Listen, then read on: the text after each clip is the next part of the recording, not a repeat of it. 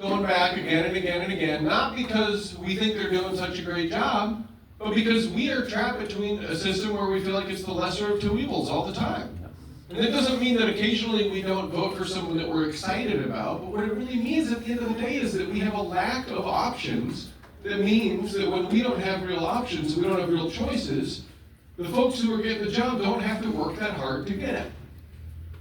And I don't think that either the Democratic or the Republican parties solve enough problems to deserve a monopoly on our choices at the ballot box. Now, does anybody disagree with anything I've said so far? Okay, nobody ever does. But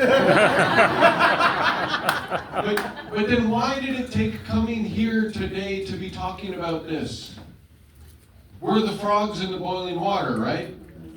It's getting a little hot. I'm tired of it. We need change. That's the bottom line. We know it. You're going to have opportunities to ask me about issues. I'm going to talk to you about issues. The functioning of our political system affects every single one of them. If we had a system where we voters could actually demand more accountability from elected officials, instead of sort of feeling like we were stuck with them, we would see more problems get solved. Because they would have more of a reason to actually do it to keep their job. That requires some changes in our political system. I don't think that those changes would be complicated. I think they'd be pretty simple. But changing our political system first, I think, means at least a little bit of a change in our political culture. That's why we're here today. So if we want to change our political culture, we got to have a room where we're all mixed up. Because we're talking about mixing up and having we the people in charge as opposed to insiders in any party. And to show that we can change our political culture, I'd like to do something relatively simple. It'll take about 55 seconds, and it'll prove to everybody here that yes, in fact, Democrats, Republicans, and Independents can work together. And that's sing the first verse of America the Beautiful. First, let's point out that I'm gonna bet we're in mixed company. It's okay to raise your hand, we're gonna clap for you. Raise your hand if you're a Republican, registered Republican voter here today. Yes, okay, thank you. The likely turnout is only a coincidence, I promise. Raise your hand if you're a registered independent voter here today as well. Okay, thank you all for doing that. And then just so that we're being fair, let's clap for the Democrats too.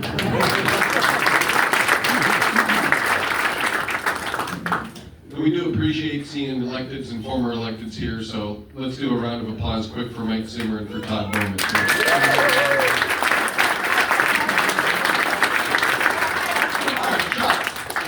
I did see him. Yeah, there he is. Yeah. So, we're in mixed company. I know I have the microphone, so I could start this song, but I won't. Someone else who can hit a note, just pick one. It starts, "Oh Beautiful for Spacious Skies," and we'll all join in. Oh, beautiful for spacious skies, for amber waves of grain, for purple mountains' majesty, above the fruited plain.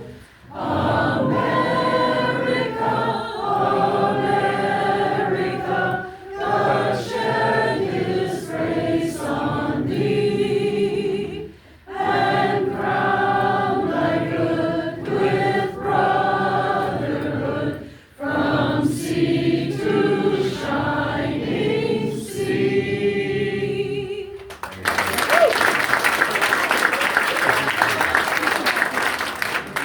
Does anybody feel a little bit better about politics? Good. Okay, then I'm done. Thank you for coming. All right. When we get to the Q&A, we're in a little bit of mixed company. We're just going to give each other a little bit of grace. If you hear somebody say something that you're like, why would you ask that question, or why would you use those words? I want you to remember something that Walt Whitman wrote, and I know that he wrote it because they said so on the TV show Ted Lasso. Yes! It's a very simple quote. It's be curious, not judgmental. If you're going to go, just try to go, and it's better for everybody, okay? So, My name is Rob Sand. I was born and raised in Decorah up in Winnebago County. Dad's, right, Decorah. Yeah. Good to see you. Your face is a little out of place. And the shirt too. Thank you for that. So my dad's family's been in Winnebago County since we got off the boat from Norway. My wife, Christine, she was in Denison and then Ames area. Her family's Danish, so it's a mixed marriage. They came to Denison from Denmark, started a creamery. That has grown into a company that makes soup stock, soup broth, pet food, real animal agriculture success story across the state of Iowa and across the country. We have 2 boys. They're Axel and Tate. They are 9 and 11. No diapers, no naps, no teenagers. We're having fun. When I first, in fact, I should say, well, I'll get to that. When I was growing up, my dad would take me hunting and fishing pretty regularly, and the whole family would be in church on Sundays. There are people in the state of Iowa that want you to think that those things belong to one political party. I think we all know better than that. Those things belong to whoever likes them, no matter what their political persuasion is, and that's 3 things that were important to me when I was growing up and 3 things that I still do today. In fact, last night in the urban bow hunting program in Des Moines, I shot the biggest buck I've ever shot in my life. So I'm excited. I still can't believe it's real. It's like I woke up on Christmas morning and got the thing that was at the top of my list. On the church piece of it, this is especially important to me. I've got an aunt that did religious artwork, an uncle that's a pastor, and Axel, our younger son, actually has his name because of my faith. When my wife suggested the name Axel, I finally did something smart in my marriage. I thought, that's a terrible name, and I kept my mouth shut. And instead, I was curious and not judgmental, at least out loud. And I thought, well, I wonder what the big book of Scandinavian names says about what the name Axel means. And as it turns out, it means Father of Peace. And as soon as I saw that, I thought of the Sermon on the Mount, blessed are the peacemakers. We could really use more peacemakers right now. And so I said, absolutely, let's name him Axel. When I first registered to vote, I didn't register as a Democrat or a Republican. I registered as an independent. You may have figured out by the way we started this thing that I'm not a big fan of political parties. I think we're supposed to decide what we believe based on what is the truth and what's the right thing to do, not on what somebody else says. And so that's my attitude. Now, I realized pretty soon after that if you want to vote in a primary in the state of Iowa, you have to be a registered member of a private club, the Democratic or the Republican Party, to exercise your constitutional right to vote in an election your tax dollars pay for. That's wrong. That said, I'm practical. I registered as a Democrat. I registered as a Democrat because I think that, well, I know that my faith tells me to look out for the little guy, and I think the Democratic Party is a party for the little guy, or at least I'm trying to make it be that way. And I remember at the time a Democratic president who balanced the budget and used the surplus to pay down the debt. And I remember thinking, thank you, because debt is not great. I knew that because my parents had given me a loan for a mountain bike, and every morning when I opened up the cereal cabinet, I could see how much money I owed them. There were a lot of CDs at Walmart that I did not get to buy because of that. That said, when I registered as a Democrat, I didn't leave my independent mind behind. I'm going to tell you what I think.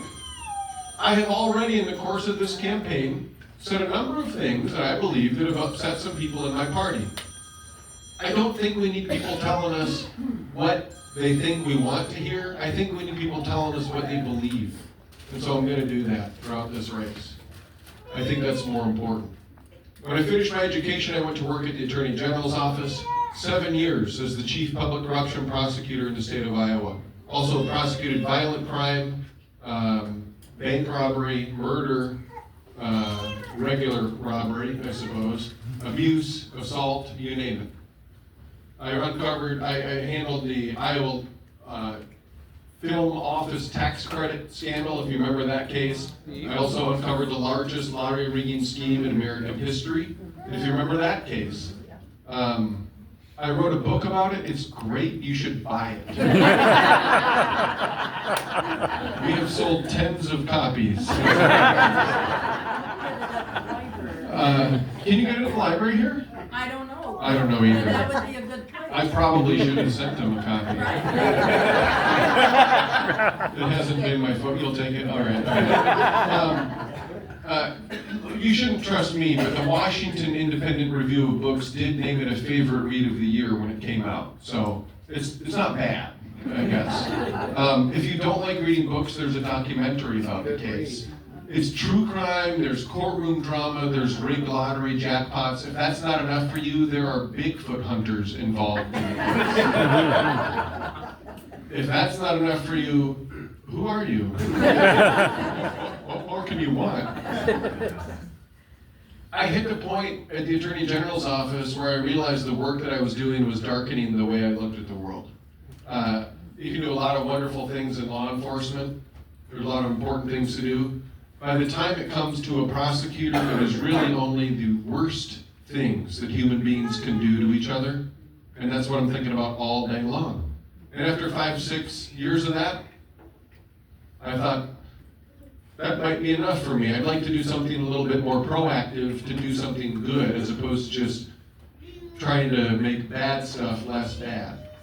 I had an experience like that in high school. I built a skate park in Decorah. It took a lot of effort my senior year, but by doing it, it made me a believer that we can work together to solve my problems, and that when people who think differently about something work together, that might actually be a good thing, not a bad thing. You're going to notice that that's a theme throughout this campaign. It was, in that case, skateboarders working with property owners who were not exactly big fans of skateboarders. But we solved the issue. I thought, where's my skate park now? I'm 6 years in to working at the Attorney General's office. I want to do something more proactive. I knew the folks in the auditor's office, some of them pretty well, because they do Iowa's public corruption investigations. So their investigations would come to my desk for me to figure out who needed to get indicted. And I'd take those cases into court. And I'd noticed over the years that sometimes they were put together in a way that didn't necessarily work well in a courtroom. Very talented people in the auditor's office, but all accountants and CPAs. They did not know the rules for the courtroom. When different people who think differently work together, that's good. And I thought, well, I could run, and if I won, I could make sure these investigations from day one are crafted in a way that are going to work in court. I also thought, that alone probably isn't a good enough reason to run for office. So what else does the auditor's office do? And I did something else that, I'm just going to be honest with you, like I said, you're going to either think more of me or think less of me after I tell you this, but it's the truth. I did something else that I thought would be helpful. I did my homework. I read chapter 11 of the Iowa Code, the one that says Auditor of State. I read it 3 times. I found something reading chapter 11 that was really exciting to me. No one's ever told you that before in your life, by the way. Nor will you ever hear that again. The auditor's office has this tremendous capacity to promote government efficiency, and I knew that they weren't doing it. I could run for state auditor, win, and just build a government efficiency program in that office and start saving money for taxpayers. Just make a little skate park right in the auditor's office. I thought, let's do that. So I ran, I won, and we did that. The program is called PI, stands for Public Innovations and Efficiencies. It has been used by over 500 entities in a regular year in Iowa, cities, counties, and school districts to find ways to save your tax dollars. It's been copied in 2 other states. It's a great way to save tax money, to give recognition to good public servants, and for me to eat more dessert.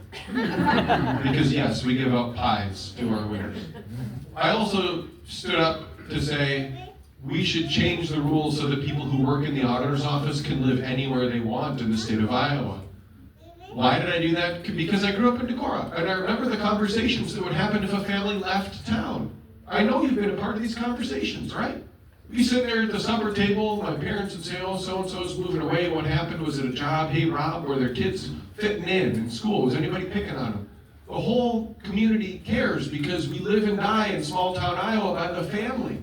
It used to be that working in the auditor's office, you had to live in Des Moines, Ames, or Iowa City. Do you know 3 places in Iowa that don't worry when a family leaves town? Des Moines, Ames, and Iowa City. Why would we take your tax dollars and require people to live in the places that don't have to worry about being there in 15 years?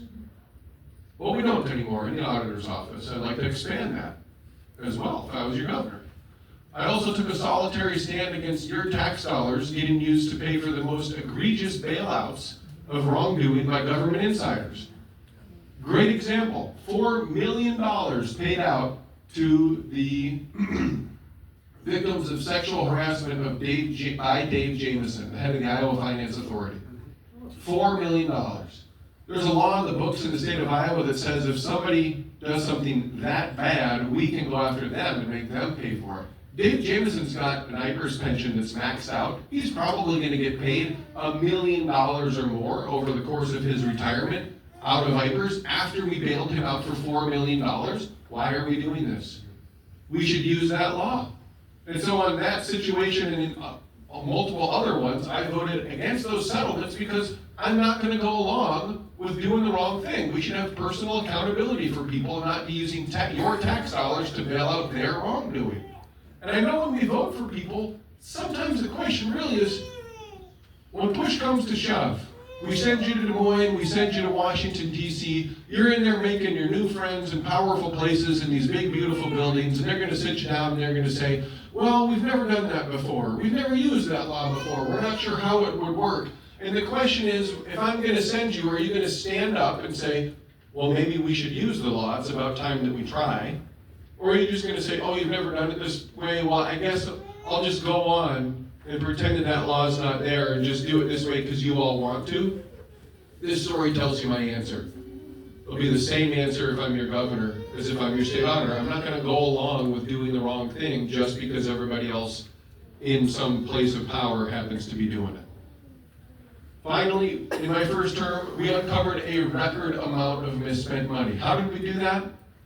Different people who think differently working together.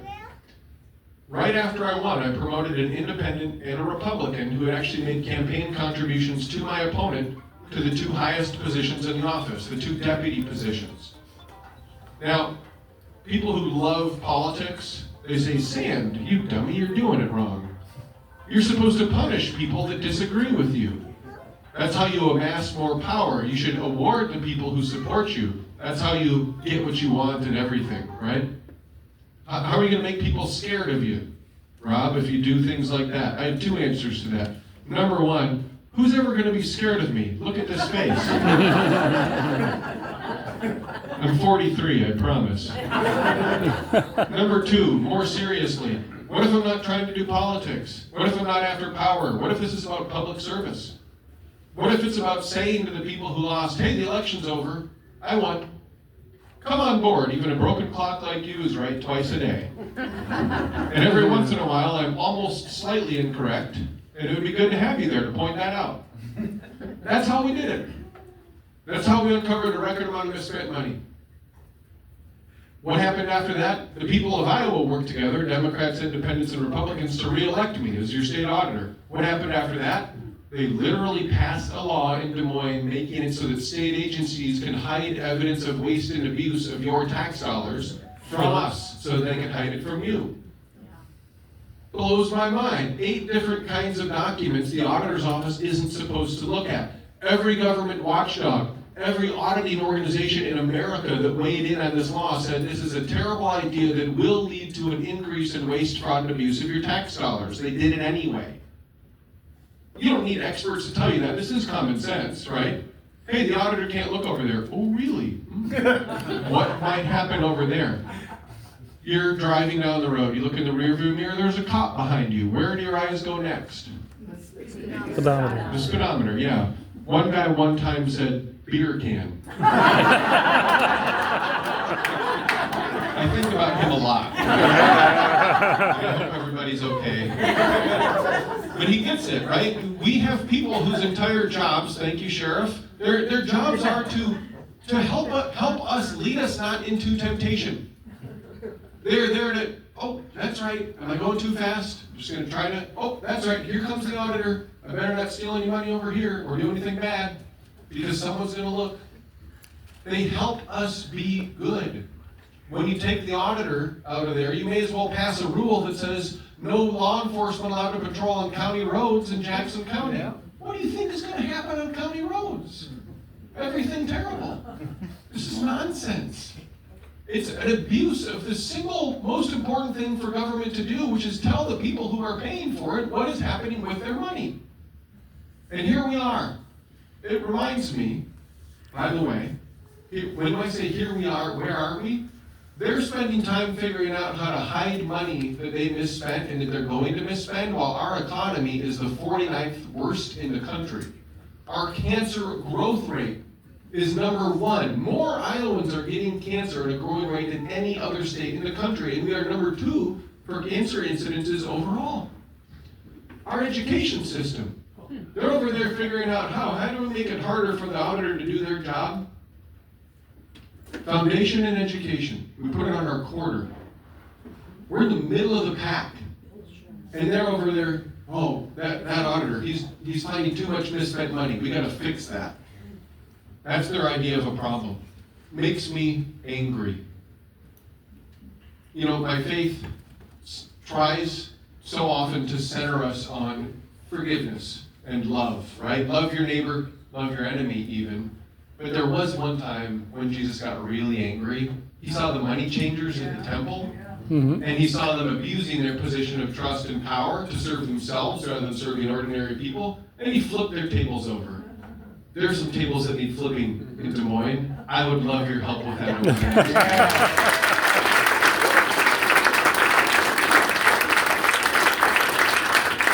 Happy to answer questions from anybody. We do have a microphone, raise your hand.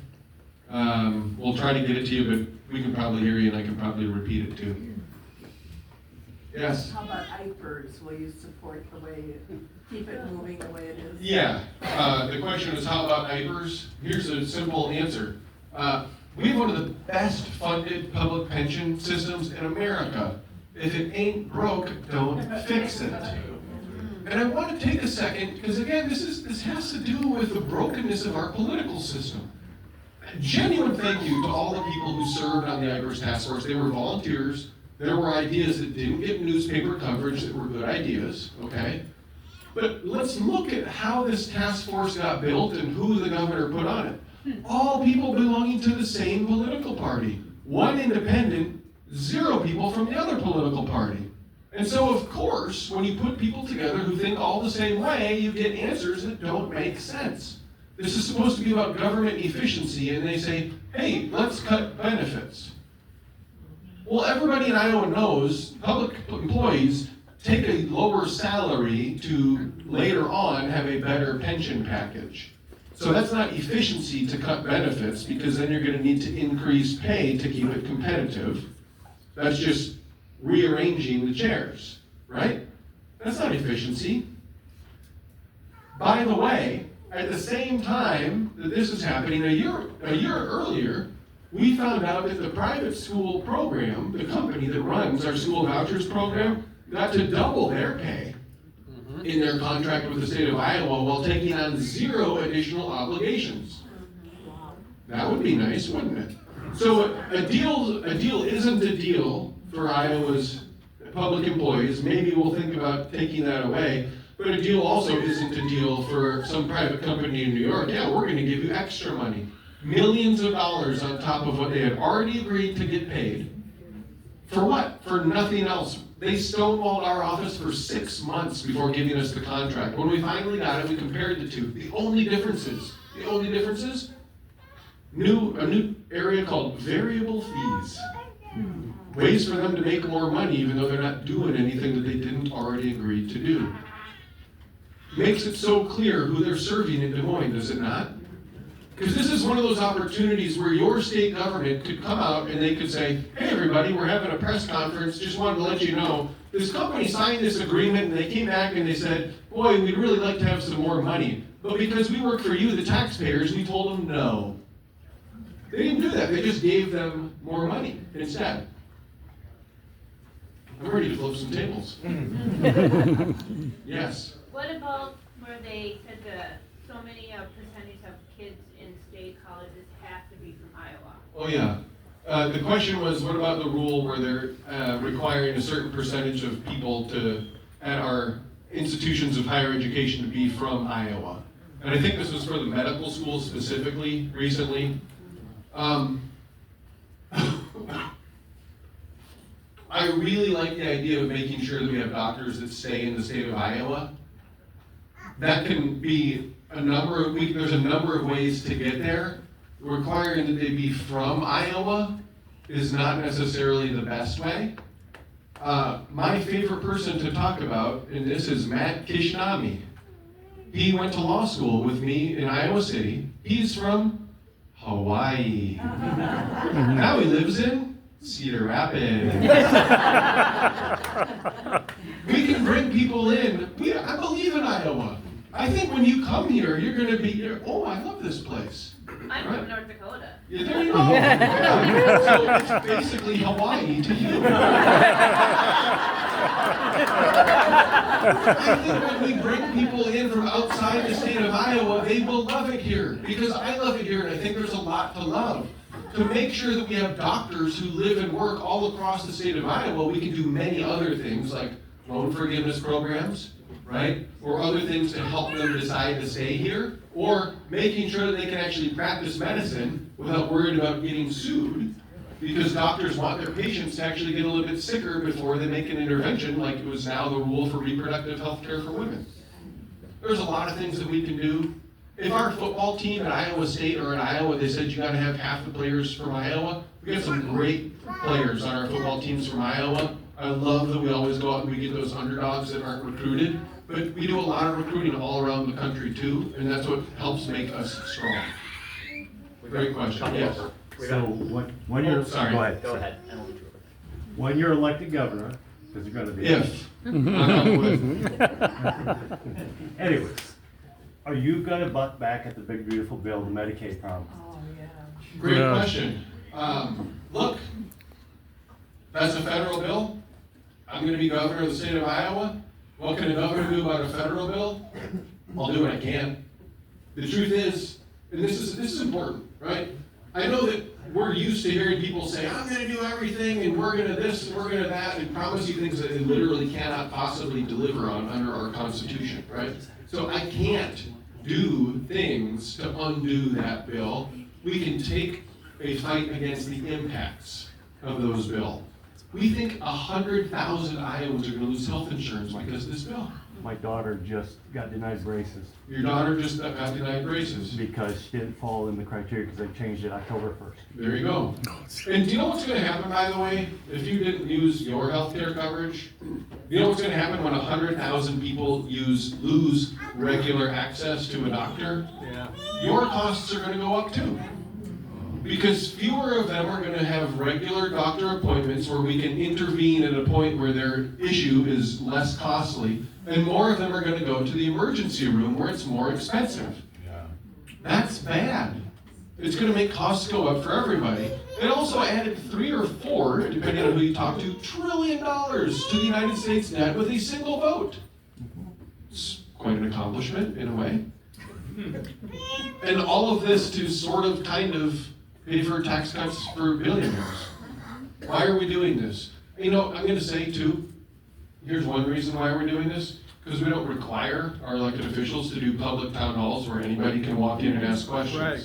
You know how much harder it would be for people to do things that are obviously wrong if they actually had to face the people that they're doing it to? I think we should have that be a requirement for holding public office. You gotta do your performance reviews. They wouldn't like And if you're not comfortable with that, then maybe you shouldn't run, right? To that point, sir, you raised your hand as being a Republican. I'm glad you're here. Have you got a question for me? Oh, I'm just here to listen. Okay, but if you do end up having a question for me, let me know. Go ahead. We're gonna go. Oh, that's right, I am so sorry. We'll knock 2 out and then you're good. As governor, what will you do to bring back protections for our trans community and abortion rights? Yeah. These are important issues. If I get elected governor, I will be working with the Republican legislature.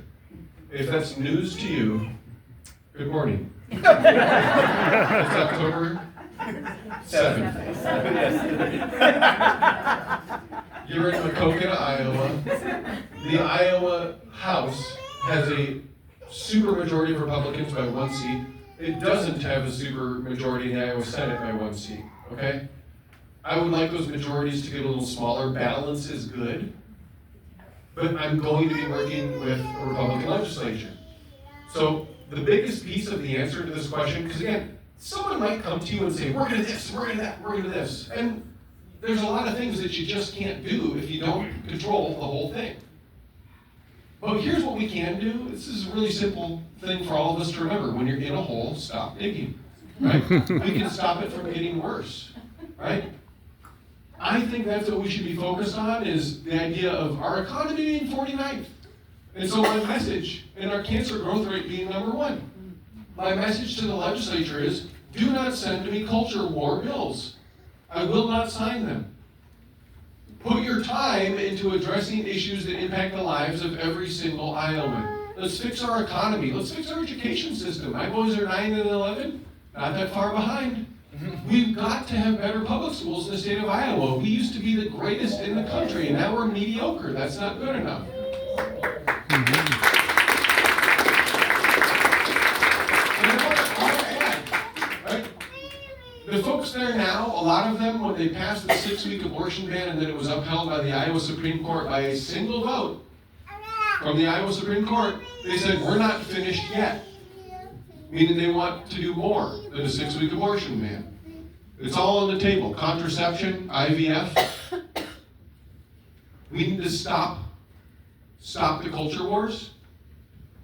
Let's take a little break. Let's actually solve some real problems as opposed to creating more ones or picking on people who are different.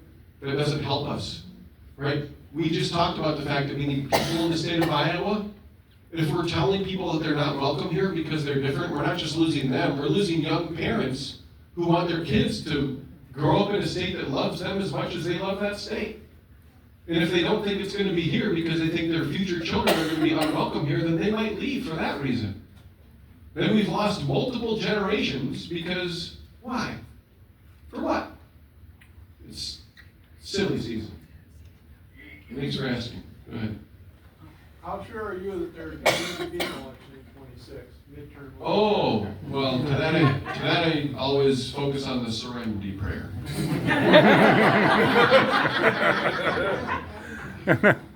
My question is regarding mega farms. There's an article in the Des Moines Register that listed the top 10 landowners, and most of them were big businesses or Mormons or Mennonites or whatever. But they said in the article that there was laws that could protect people with farmland and let the people from Iowa buy the farmland, but nobody was paying attention to it. Yeah. It didn't really go into detail about the law, but what was your opinion on that? I'm glad you asked. My opinion is that we should try to have Iowa be for Iowans. Yeah, I support the idea of making sure that Chinese, for example, aren't buying a ton of Iowa farmland. I think it's a good idea for us to try to make sure that people who live in Iowa have better tax treatment. If you're gonna live somewhere else and you just wanna have a gigantic chunk of land in Iowa, good for you. We might have you pay a higher property tax because we want that to be in Iowa for Iowans, right? And there's a lot that we can do too to help make sure that as we go through the next 20 years, even the next 10 years, we're gonna see the biggest single transfer of land in the state of Iowa we've ever seen. A lot of folks who are later on in their years are gonna pass and they own a lot of land. We should be doing what we can to try to make sure that that land can find its way to people who want to live on it and work on the land. who want to grow and produce things, and not just have it be consolidated to the point where your regular working person in the state of Iowa has a hard time getting by. Yes, sir. On the same vein, what about property rights and the pipeline? What's your take? Yeah, I don't support eminent domain for carbon capture pipelines, period. I don't think it's a real public purpose. I'm not convinced that it's a common carrier. Now, we can say that and still be supportive of Iowa agriculture, and I think we should. We need to be. That's our lifeblood. If you want good, strong, well-funded public schools in the state of Iowa, you want agriculture to be doing well.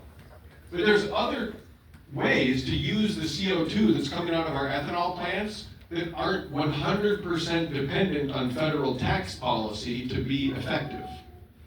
Right? There are people in both parties who don't like the tax credit for carbon capture, but there's people who will buy that CO2 and use it to make green methanol for sustainable aviation fuel. They don't have to, they can keep doing that even if that tax credit goes away.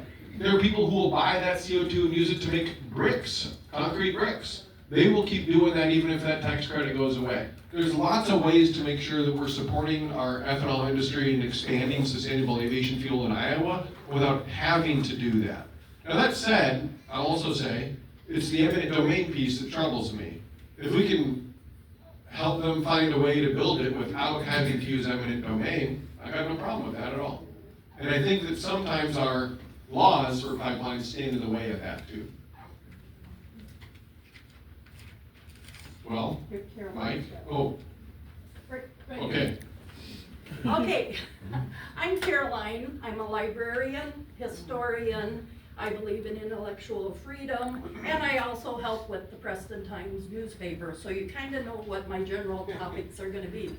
I just came back from the State Library Conference that was held in Sioux City, and one of your stats that you might want to use is that Iowa is #1 in one category, and that's in censorship. And the number of bills that are going on out in Des Moines that we've been fighting off for 2 years, and we don't know how much energy we have yet or how many more we can hold off before they go in place.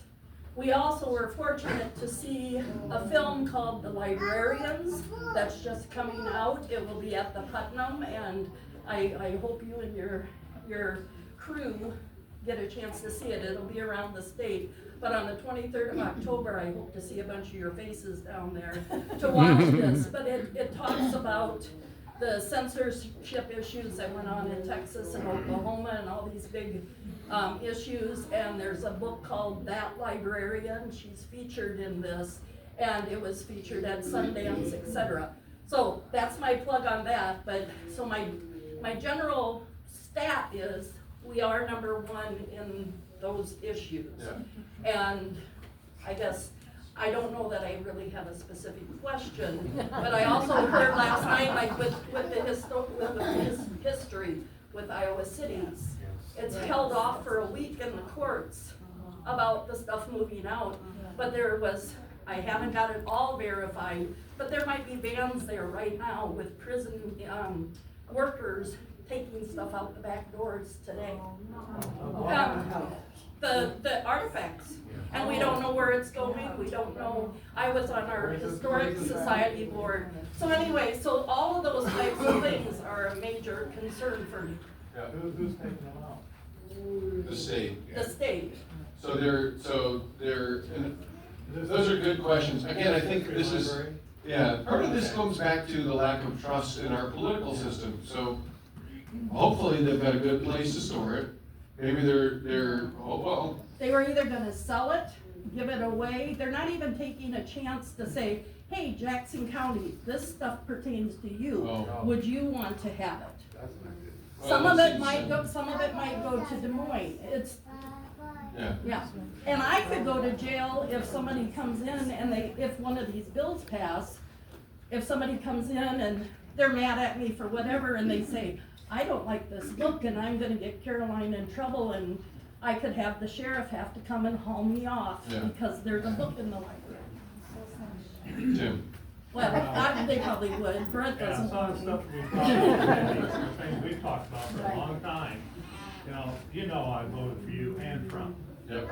And I think a lot of people out there have to be aware that people are, like with Carolyn's deal here. There's a special interest involved in that. Somebody's grabbing those things, let's be honest. The trans person back there, Sheriff Ketman, Sheriff Kilburn, I'm sorry, Brad. If somebody in your community is attacked or robbed, Brent will be right over to arrest them for you. Yeah. The big beautiful bill isn't a bill, a standalone bill. It's nothing more than a continuing resolution. So I thank you because you are kinder and gentler and getting to the root of what everybody's upset about and trying to come up with solutions. So I thank you for that, Ron. Thank And I you. appreciate you listening. Thank you.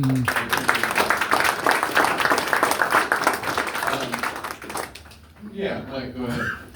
I want to give you an opportunity to pick up on the Medicaid because talk a little bit about this fiasco with privatizing Medicare. Oh, sure. What has been a result of that, of people, their bills being drug out, being denied, being deferred. Yeah. Talk about that. This is one of the, did you say the word fiasco?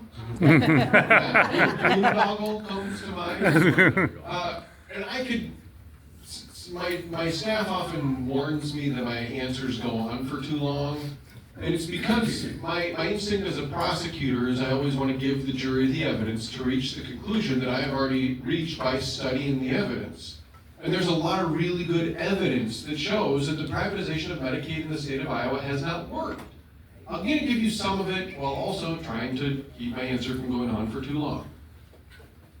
So, we did a good job as the state of Iowa of actually incorporating a lot of the changes that private companies would make when they took over a state's program on our own. We did it as state government. Then, that was through the Iowa Medicaid Enterprise.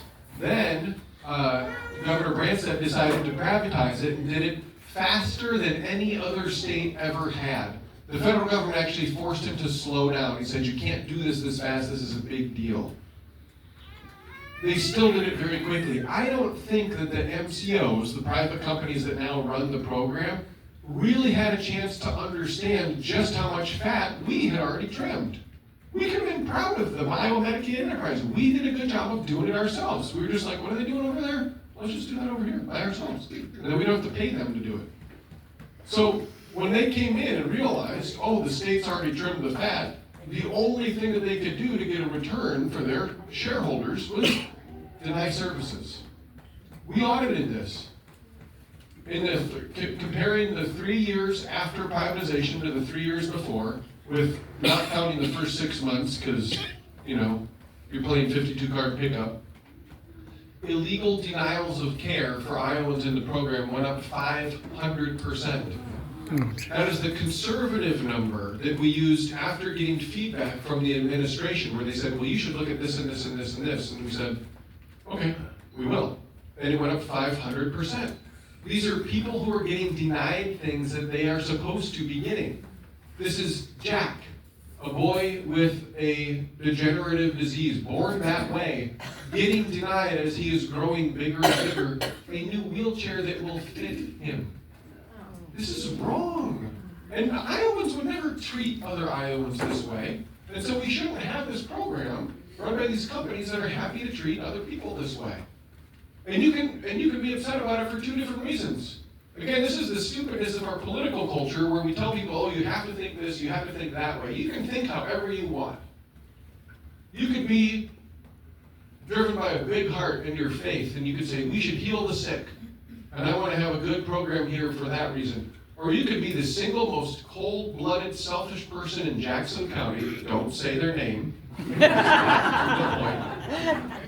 But you could be going, well, I want the people on this program to get the medical care they need so that they can show up for their job and they can contribute as much as society as possible instead of just being a drag. This is a program that we have screwed up. And ask your local medical folks how it's going on their end. They're not getting paid. Many, if not most hospitals in the state of Iowa have had to take out lines of credit because it is so slow to pay them. That means they're paying interest. Who's paying for that interest, by the way? We are. We are. Yeah. Or individual medical providers who are just, let's say a mental health therapist just working at home, right? They do batch billing, where they don't bill every single person for every single patient they have, because that would be inefficient. They get a bunch of them all together and submit them all at once because it's more efficient. Well, these MCOs will deny, if you have one error for one patient, the entire batch that you just submitted. That makes no sense. But it makes a lot of sense if you're an MCO who's trying to hold on to every penny and deny claims, including if you could just hold on to it longer, because the longer you have that money, the more money you can make off of it, right? Ready to flip some tables? I would deprivatize Medicaid by executive order the same way it was privatized.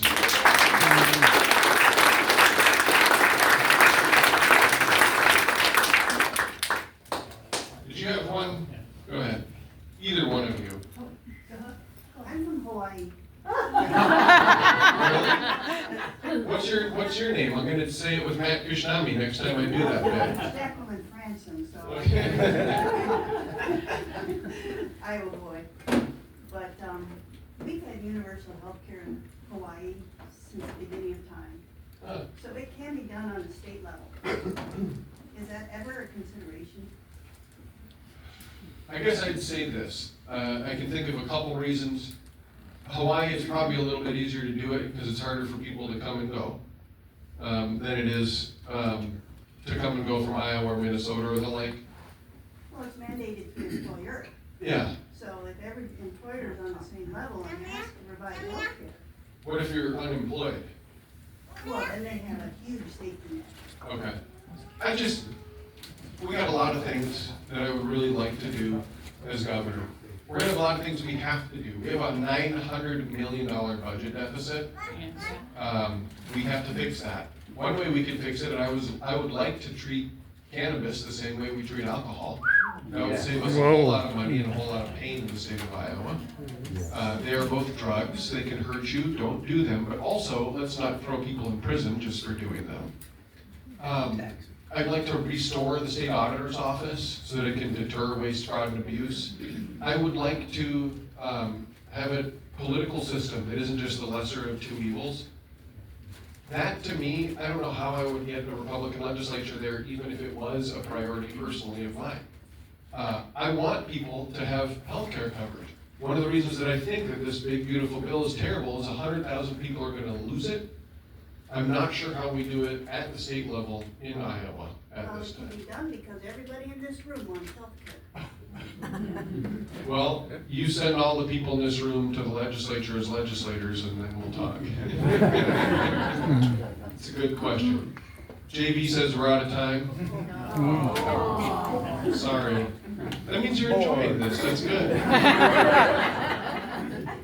Look, I want to flip tables. We have work to do in the state of Iowa.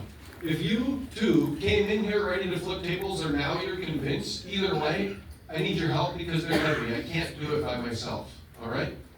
There's 3 things I want to ask you to do between now and election day. The sooner you do them, the more often you can do them. You are also free to do nothing and see what happens on election day and how you feel the day after. And the day after, and the day after, and the day after, and the day after, and the day after, right? 3 things. No particular order. 1, sign up to volunteer. We need people to volunteer. The single most effective way to get people to take an action is a face-to-face conversation with somebody that they know, or at least they kind of know, right? Familiar face. You can do that right here in Jackson County. You can sign up online, you can sign up here. robsand.com is where you sign up online. We need people to knock doors. If knocking doors makes your skin crawl, as JB said, I would say, you can send text messages, okay? But we need help, right?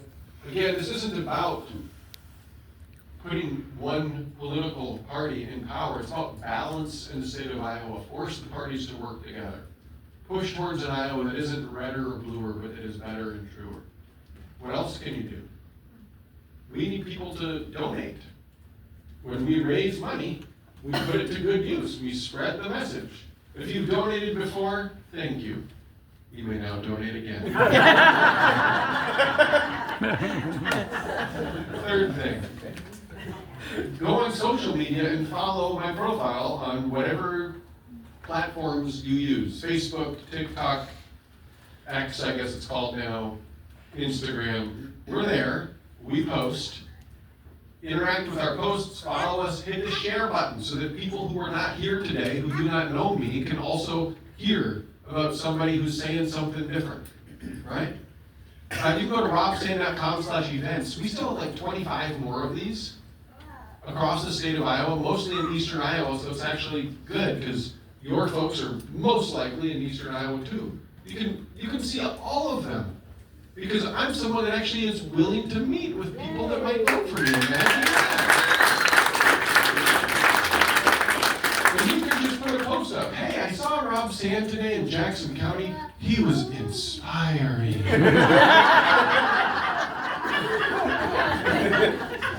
Everybody got a puppy and there were rainbows. Just say whatever you think is a fair description of today, okay? Don't lie. I saw Rob Sand today. Some of his jokes were terrible, but I laughed sometimes, and that was nice. And he said things about politics that everybody knows is true, but no one is willing to talk about who's actually running. And that was refreshing. I'd like to have more people like that actually get into office.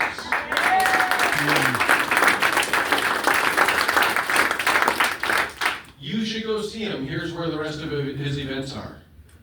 If that's a fair description of today, go with that, all right? Perfect. Thank you. Perfect. Here's the thing. This is why am I asking you to do that? Because, well, number one, I know a lot of people are like, oh, Sand, you're a Democrat. They've had a hard time in Iowa lately. They have, but I've won twice.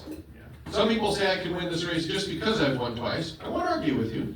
But I'm going to tell you, I've been already running this race since May. I believe we can win this race because of the message of this campaign, and we need everyone's help getting it out. Why do I know that? Because we keep hearing back, echoing to us from very unexpected places, the same thing that we are putting out there. I was walking around in Cedar Rapids, Lindale Mall, just getting some steps in with a friend.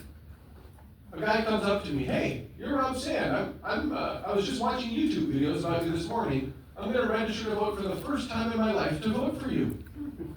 This is a guy who's 28. A lot of people would say, oh, you missed the most important elections in our lifetimes. He would say, well, nobody ever said what I thought everybody should be saying. Because I asked him. Well, first I said, thank you. And I said, why? And he said, because of the idea that we should be bigger than Democrats versus Republicans. Plain and simple. There was an op-ed that appeared from Marshalltown. And a guy who said, here's a bunch of things that I believe. I must be a Republican, right? Here's another bunch of things that I believe. I must be a Democrat, right? Can we please quit pretending that there's only two ways to think? This system is poisoning our lives. Political leaders are making us hate the people that we love because they're trying to convince us that they are the problem. That's not the problem. The problem is this system. And I hope, he says, I'm ready to ride off into the sunset, but I am hopeful about this campaign for governor because Sand is talking about these issues in a way that makes it clear that he means it and that he wants to do something about it. It's one thing for that op-ed to appear 15 months before Election Day from a guy that you didn't even know liked you. But folks, he has served in the cabinet for Iowa Governor Tim Reynolds. He was recommended for that job by United States Senator Joni Ernst. So you want to talk about bringing people together? Nice. Saying to Democrats, Independents, and Republicans, let's reject the people who want us to hate each other, and let's just be Iowans. Not redder or bluer, but better and truer. People hear the message of this campaign, and they only sometimes need to hear it once. Sign me up. That's what's wrong. That's the way to fix it. Let's go.